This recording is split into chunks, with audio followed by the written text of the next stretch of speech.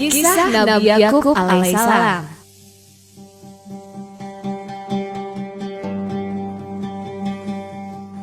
Nabi Yakub alaihissalam adalah satu-satunya nabi yang kakek, ayah, dan anaknya juga diangkat menjadi nabi oleh Allah SWT. Nabi Yakub merupakan cucu dari Nabi Ibrahim alaihissalam, putra dari Nabi Ishak alaihissalam, dan ayah dari Nabi Yusuf alaihissalam. Ia lahir di Kan'an, Palestina. Ayahnya adalah Nabi Ishak alaihissalam. Sedangkan ibunya bukan berasal dari Palestina, melainkan berasal dari Haran, Irak, yaitu Rafkah binti Batuil bin Nahur. Kakek dari Rafkah merupakan saudara dari Nabi Ibrahim alaihissalam. Nabi Yakub alaihissalam bukanlah satu-satunya putra dari Nabi Ishak alaihissalam. Ia mempunyai saudara kembar yang bernama Is. Meski kembar, mereka berdua tidak saling akrab. Bahkan Is selalu memusuhi Nabi Yakub alaihissalam. Perselisihan berawal ketika Nabi Ishak alaihissalam telah mendoakan Nabi Yakub alaihissalam agar dikaruniai banyak anak dan rezeki oleh Allah SWT, serta dijadikan pemimpin dari sebuah bangsa yang akan diturunkannya. Doa inilah yang membuat saudara kembarnya yaitu Is merasa cemburu dan kemudian memusuhi Nabi Yakub alaihissalam. Menurut Is, ialah yang seharusnya lebih berhak untuk didoakan oleh sang ayah. Saat inilah kesabaran Nabi Yakub alaihissalam diuji oleh Allah SWT. Nabi Yakub terus menghadapi perlakuan buruk dari saudara kembarnya sendiri. Akhirnya, untuk mengatasi perselisihan ini, sang ayah yaitu Nabi Ishak alaihissalam menyarankan kepada Nabi Yakub alaihissalam agar hijrah ke kota Fadan Aram di Irak. Di sana tinggal saudara laki-laki dari ibu Nabi Yakub alaihissalam. Pamannya ini bernama Laban bin Batuil. Pesan dari Nabi Ishak alaihissalam adalah agar Nabi Yakub menikah dengan salah seorang putri dari pamannya ini. Ikatan pernikahan akan memperkuat ikatan keluarga, sekaligus memperkokoh kedudukan sosial Nabi Yakub, karena pamannya adalah pengusaha peternakan yang sangat disegani dan dihormati. Nabi Yakub memulai perjalanan hijrahnya yang sangat jauh dari Palestina ke Irak. Kesabarannya kembali diuji oleh Allah SWT. Berhari-hari menempuh perjalanan melintasi gurun menjadi sangat dingin menusuk tulang. Selain itu, bahaya dari gurun yang senantiasa mengintai serta binatang buas yang ditemui oleh Nabi Yakub alaihissalam. Dalam kelelahan jasmani dan rohaninya, Nabi Yakub tertidur di suatu tempat yang berbatu besar. Allah SWT memompa semangat Nabi Yakub dengan cara memberikan kabar gembira melalui mimpi. Allah SWT berjanji akan memberikan kehidupan yang penuh dengan keberkahan kepada Nabi Yakub alaihissalam beserta keturunannya. Selanjutnya, Nabi Yakub alaihissalam bernazar bahwa di tempat ia tertidur, ia akan membangun sebuah tempat ibadah. Tempat ibadah itu adalah Masjid Al-Aqsa. Setelah berhari-hari menempuh perjalanan, akhirnya sampailah Nabi Yakub alaihissalam di kota Fadan Aram, Irak. Ia bertemu beberapa penduduk kota yang sedang beraktivitas. Dari penduduk ini, Nabi Yakub dipertemukan dengan Rahel, putri dari Laban bin Batuil. Nabi Yakub kemudian mengikuti Rahel menuju rumahnya. Setelah berjumpa dengan Laban bin Batuil, Nabi Yakub alaihissalam menyampaikan pesan dari ayahnya yaitu Nabi Ishak alaihissalam agar Laban bin Batuil mengangkatnya sebagai menantu. Mendengar pesan tersebut, Laban bin Batuil setuju akan menikahkan Nabi Yakub dengan salah seorang putrinya yang bernama Leah atau kakaknya Rahel.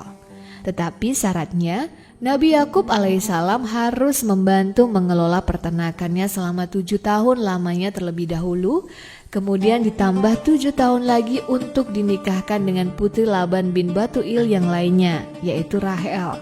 Sehingga total selama 14 tahun Nabi Yakub alaihissalam mengembalakan ternak. Setelah itu, Nabi Yakub menikah dengan 2 orang perempuan lain yaitu Zulfa dan Balhah.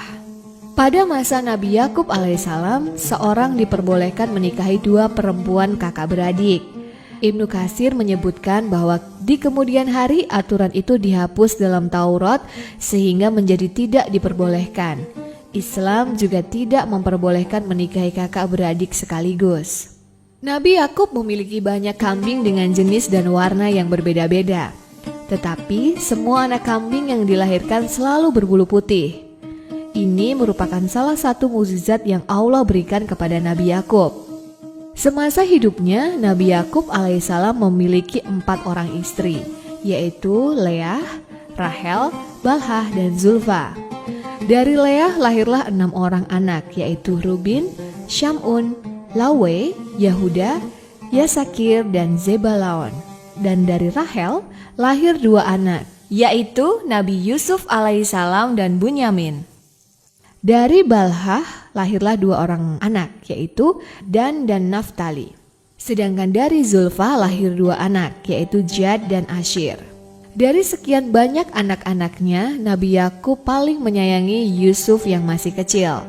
Terlebih setelah Yusuf kecil menceritakan mimpinya yang mengisyaratkan bahwa Yusuf kecil kelak akan menjadi seorang Nabi Allah. Putra-putra Nabi Yakub lainnya merasa iri dengan sikap bilik kasih ini. Hanya Bunyamin kecil saja yang tidak merasa iri. Hingga suatu hari, berkumpullah putra-putra Nabi Yakub alaihissalam kecuali Bunyamin kecil. Mereka berunding untuk menyingkirkan Yusuf kecil.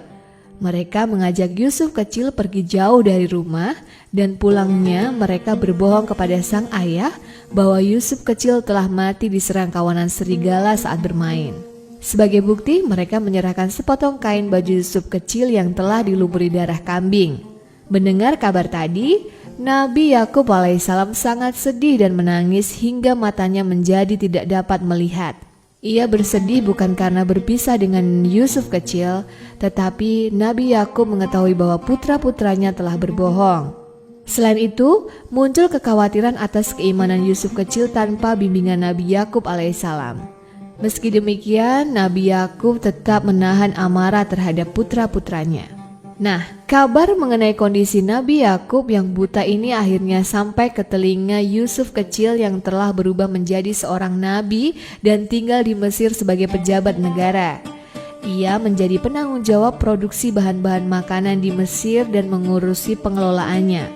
Pada saat wilayah tempat tinggal Nabi Yakub mengalami kekeringan, putra-putranya diminta untuk membeli bahan makanan dari Mesir. Hal ini diketahui oleh Nabi Yusuf alaihissalam. Nabi Yusuf sengaja menemui saudara-saudaranya dan memberikan baju gamis untuk diusapkan di wajah ayahnya. Sekembalinya dari Mesir, putra-putra Nabi Yakub menceritakan kabar gembira ini kepada ayahnya dan menyampaikan apa yang dipesankan oleh Nabi Yusuf alaihissalam. Mendengar kabar dari putra-putra tadi, Nabi Yakub sangat gembira. Ia bersyukur kepada Allah SWT karena Nabi Yusuf ternyata masih hidup dalam kondisi sehat. Ia juga meminta ampunan kepada Allah SWT atas kesalahan yang telah diperbuat di masa lalu dan memohon kesembuhan untuk matanya yang buta. Allah SWT mengabulkan doa Nabi Yakub alaihissalam dan memberikan keajaiban. Setelah baju gamis milik Nabi Yusuf diletakkan di wajah Nabi Yakub, tiba-tiba secara berangsur-angsur mata Nabi Yakub alaihissalam dapat melihat kembali. Kebahagiaan yang tak terkira dirasakan oleh seluruh keluarga. Putra-putra Nabi Yakub juga mengakui kesalahan mereka dan meminta maaf atas perbuatan dengki yang telah berbohong kepada orang tua. Akhirnya, Nabi Yakub beserta istri dan putra-putranya pergi ke Mesir untuk menemui Nabi Yusuf alaihissalam.